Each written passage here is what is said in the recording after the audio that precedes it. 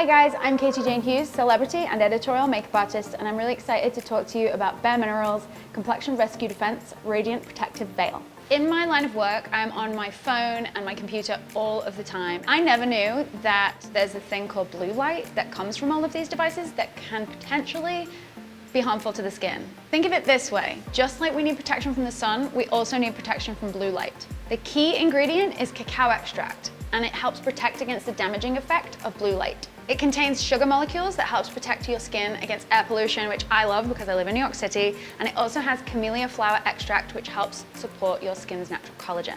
Also super important, a SPF 30 of a non-chemical mineral sunscreen.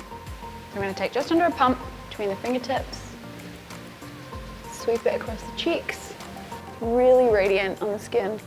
You can wear it a few ways. You can wear it under makeup, you can wear it over liquid makeup, you can wear it by itself.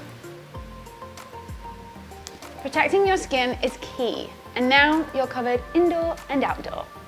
Bye.